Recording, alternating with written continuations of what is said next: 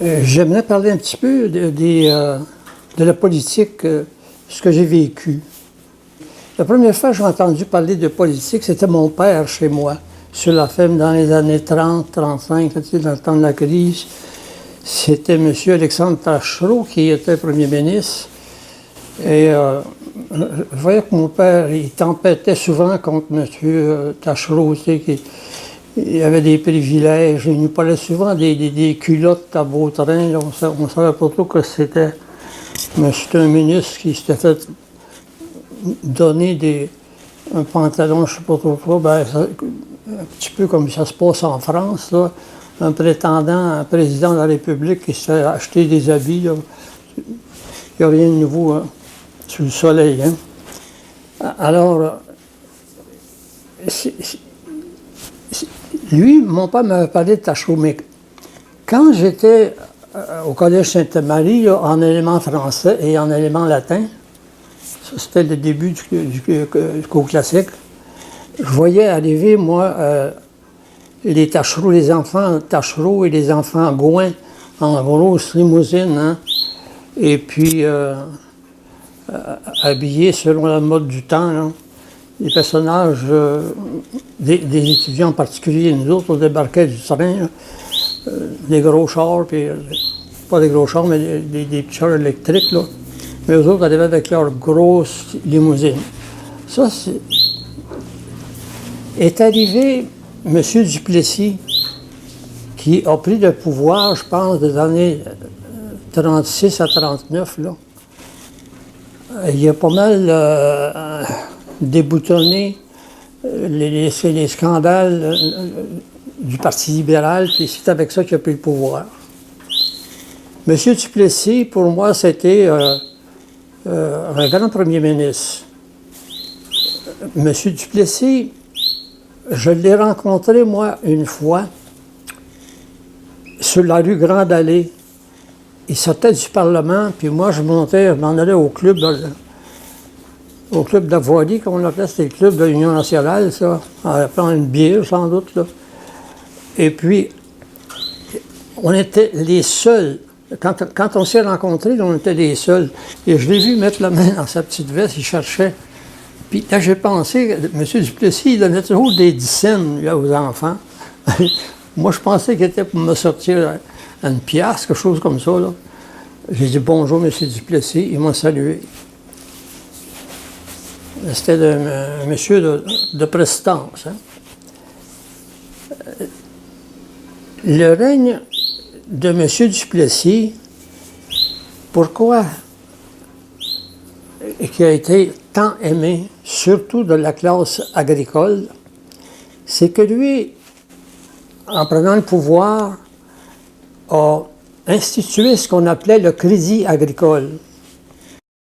Le crédit agricole, ça, c'était un prêt qu'un organisme gouvernemental faisait aux cultivateurs à des taux d'intérêt dérisoires. Vous comprenez bien, les cultivateurs qui étaient pris avec des prêts aux banques, tout de suite, ils sont empêchés, là, en faisant cet emprunt-là au Crédit agricole, de payer les banques et de continuer à payer leurs terres à des prix annuels minimes. Tu sais. Ça, c'était... La deuxième chose qui a fait que Duplessis a tant été aimé de la classe agricole, c'est l'électrification rurale. Vous comprenez que pas d'électricité, c'est une ferme, hein, c'était difficile.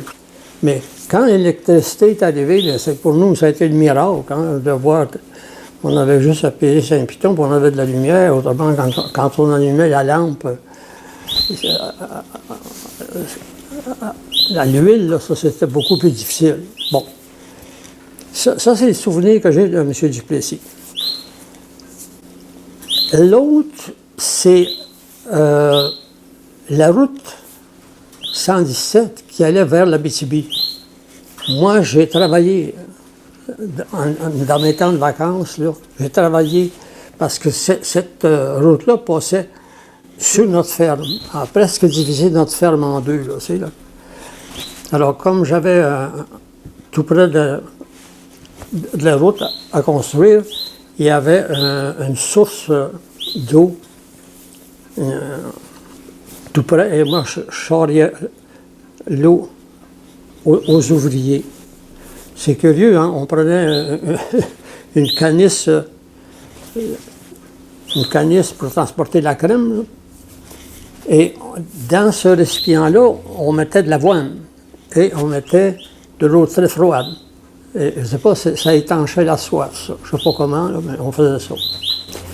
Alors, ça, cette route-là aussi, ça a été un des grands succès de M. Duplessis. C'est sûr qu'en gardant le pouvoir si longtemps, ben, autour de lui, il s'est développé pas mal de magouilles, tu sais, à tel point que c'était quasiment... C'était triste.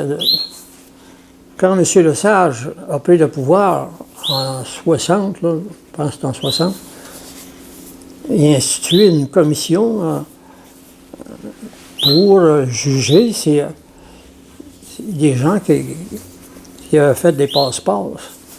Moi, j'ai été victime de ça et c'est là, à ce moment-là, que j'ai changé d'idée en politique. J'étais Union nationale, mais j'ai changé, je suis passé au Parti libéral.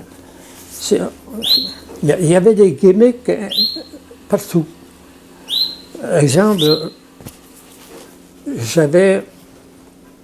en passant Saint-Jérôme, j'avais franchi les limites, je ne sais pas si c'était 50, là, tu sais, mais mettons que j'avais franchi à 60, là, 60 000 à l'heure. Alors, il y a un agent de la Sûreté du Québec que je connaissais très bien. Alors, il m'arrête et il dit, Yvan, tu vas aller porter 5 piastres à la station de gaz SO qu'il y a là. Bien, je nomme son nom, j'ai dit, je nommerai pas son nom, mais il dit, écoute, X, là, j'ai dit, je ne peux pas faire ça, moi, j'ai dit, donne-moi ma contravention que je vais payer. Il dit, c'est pas ça, je te dis, va porter 5 piastres à la station SO. Ah, OK, je suis allé. Et là, j'ai bien vu. Il y en avait même que, quand il était arrêté, dans leur portefeuille, ils mettaient un bill de 2 $ ou un bill de 5 $ caché dans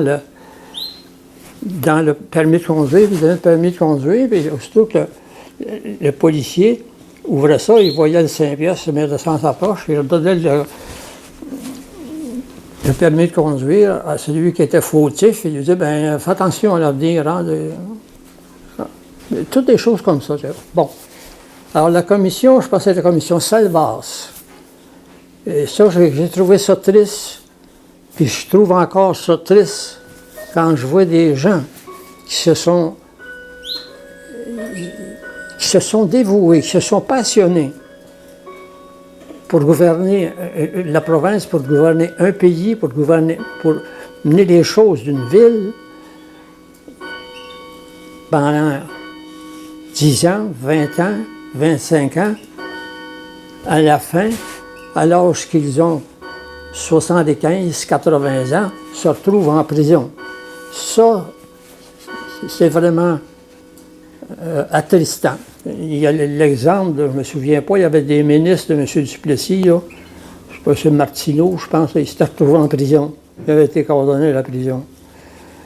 Et, ben, vous connaissez l'histoire du maire de Laval, M. Vaillancourt. Hein?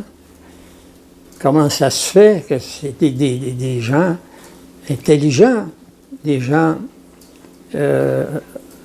capables de développer la ville de Laval d'une façon extraordinaire, cet homme-là. Mais moi aussi, à côté de ça, il faisait des passe-passe, puis il était pogné avec l'argent. Je me souviens...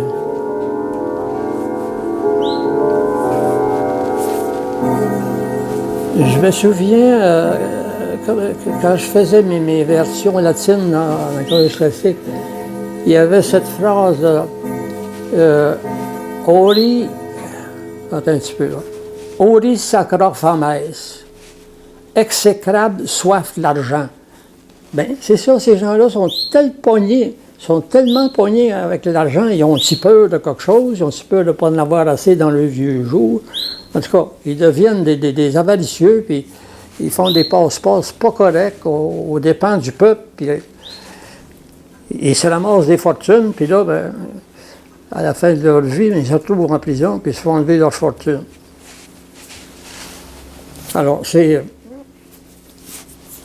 ça qui je reviens à ma politique, c'est ça qui m'a fait changer de parti. Et quand M. Lesage a pris le pouvoir, là, j'étais vraiment, c'était la révolution tranquille, surtout en éducation, j'en ai déjà parlé, là. Là, j'ai aimé et j'ai travaillé pour le Parti libéral et de voir aussi ses ministres, en particulier René Lévesque, qui a nationalisé l'électricité. Ça, j'ai vécu ça. Moi, j'ai assisté aux assemblées ici à Mont-Laurier. Et les propriétaires de l'électrique de Mont-Laurier, là, je vous assure qu'ils n'étaient pas contents de ça. Ils faisaient une propagande assez violente là, pour tâcher de casser cette... Mais M. Lévesque, quand il avait une idée en tête, ça passait par là.